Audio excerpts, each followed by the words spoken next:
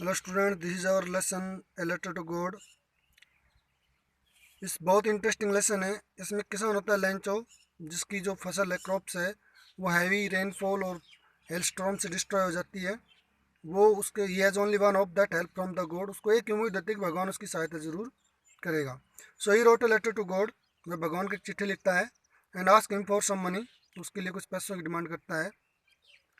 But when he get his money, जब उसको अपने पैसे मिलते हैं, ही वॉज शो, वह आश्चर्यचकित हो जाता है कि उसके पैसे कुछ कम हैं। तो वो दोबारा भगवान को चिट्ठी लिखता है। He again write a letter and ask God, please send me rest part of the money, but don't send the money through post office because the post office employees were a bunch of crooks.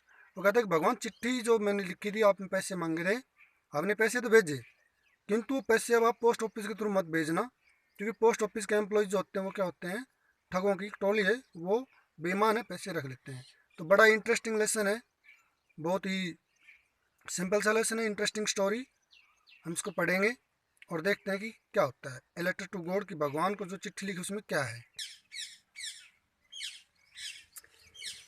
The house, the only one in the entire valley, set on the crest of a low hill. From this height one could see the river and field of ripe corn dotted with the flowers that always promised a good harvest. The house that only on the entire valley, उस संपूर्ण घाटी में केवल एक ही घर था। Set on the crest of a low hill, एक छोटी सी पहाड़ी की चोटी के ऊपर। From this height one could see the river, इस ऊंचाई से कोई भी व्यक्ति क्या क्या देख सकता था भाई, नदी।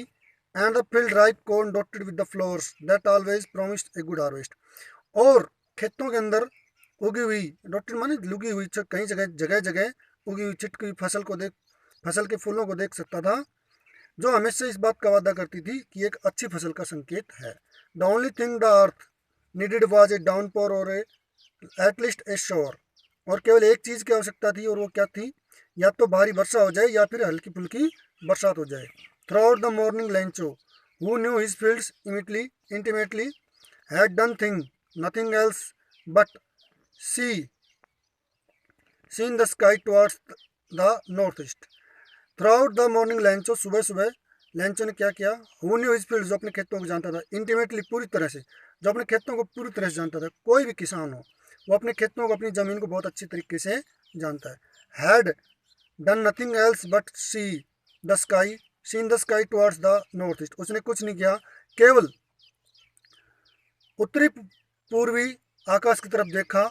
और क्या सोचता है वो उसको देख करके। The one who was preparing spur replied, yes, God willing. The older boys were working in the field while the smaller ones were playing. औरत यानी कि लेंचो की पत्नी, जो कि खाना बना रही थी, स्पर बना रही थी, रिप्लाइड, उत्तर दिया, यस गॉड विलिंग, भगवान की इच्छा, भगवान जानता है। The older boys were working in the fields, उसके बड़े लड़के जो थे खेतों में काम कर रहे थे। While the smaller ones were playing, जबकि छोटे बच्चे क्या कर रहे थे, उसके खेल रहे। Near the house until the woman call to them, all come for dinner. It was during the meal. Then, just as Lanko had predicted, big drops of rain began to fall.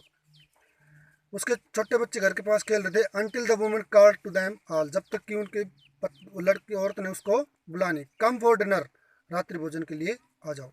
It was during the meal that, भोजन के दौरान, just as Lencho had predicted, बैंको ने घोषणा की थी, big drops of rain began to fall, बड़ी बड़ी बारिश की बूंदें गिरने लग गई।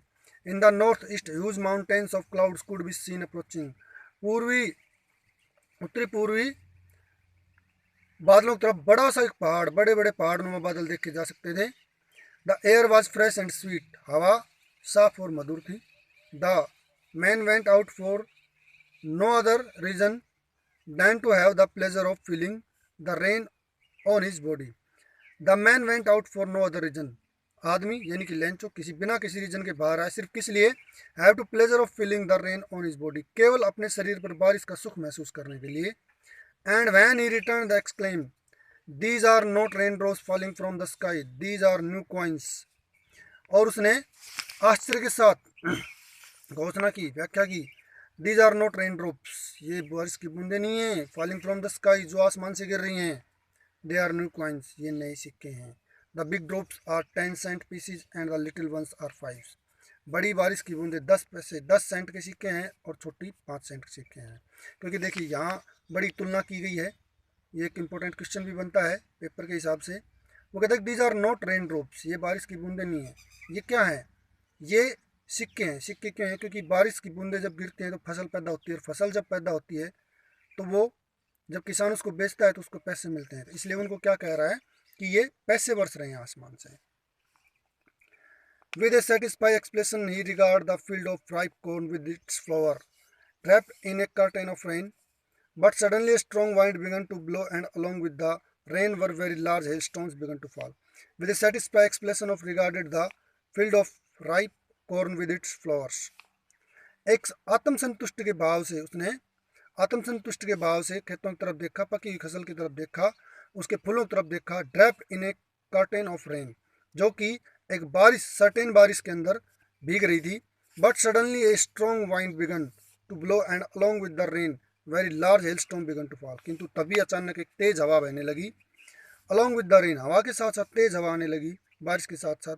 Very large hailstones began to fall, और बहुत बड़े बड़े, जिसको हम कहते हैं कि ओले, ओलावृष्टि आरंभ हो गई। These truly did resemble new silver coins, ये बिल्कुल कैसे दिखाई दे रहे थे? चांदी के सिक्कों के जितने बड़े बड़े दिखाई दे रहे थे। The boys exposing themselves to the rain run out to collect the frozen pearls, जो बच्चे अभी तक अपने आप को बारिश से बचा रहे थे वो उन जमे हुए पल्स यानी मोतियों को, बर्फ के मोतियों को लेने के लिए बाहर दौड़े। It's really getting bad now exclaim the man, आदमी यानी कि लेंचो ने कहा कि तो वास्तव में बुरा हो रहा है अब।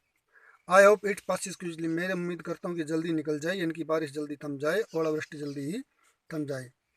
It did not pass quickly, किंतु यह जल्दी नहीं गया। For an hour the hell rain on the houses, 1 घंटे तक ओलावृष्टि होती रही। कहाँ तक? हाउसेज, घर के ऊपर, द गार्डन, बाग में, द हिल साइड, पहाड़ी की तरफ, कॉर्नफील्ड, खेतों में, ऑन द होल वैली, और सारी संपूर्ण घाटी में। The field was white as if covered with salt, खेत जो थे बिल्कुल सफ़ेद चादर से ढक गए, जैसे कि नमक की सफ़ेद चादर हो। Not a leaf remain on the trees, एक छोटा सा पत्ता भी पेड़ों के ऊपर नहीं बचा। The corn was totally destroyed, फसल पूरी तरह से बर्बाद हो चुकी थी। The flowers were gone from the plants, पौधों पर से, फूलों पर से पत्तियां जा चुकी थी, पौधों पर से फूल जा चुके थे। Lencho soul was filled with sadness, Lencho की जो आत्मा थी दुख से भर गई। When the storm had pass he stood in the middle of the field, जब तूफान निकल गया तो वह खेत के बीच में खड़ा था। And said to his sons, और अपने पुत्रों से कहा, a plague of locust would have left more than this, एक टिड्डियों का दल भी, एक टिड्डी जो कीड़े होते हैं, टिड्डियाँ जो होती हैं वो भी इससे ज़्यादा छोड़ जाती हैं। The hail has left nothing, ओलों ने कुछ नहीं छोड़ा। This year we have no corns, इस साल हमें कोई फसल नहीं मिलेगी। The night was a sorrowful one, रात्रि बहुत ही दुखदाई थी। All our work for nothing, हमने जो किया सब बेकार गया। There is no one who can help us, यहाँ पर कोई नहीं है जो हमारी सहायता करे। We will all go hungry this year, हम सभी इस साल भूखे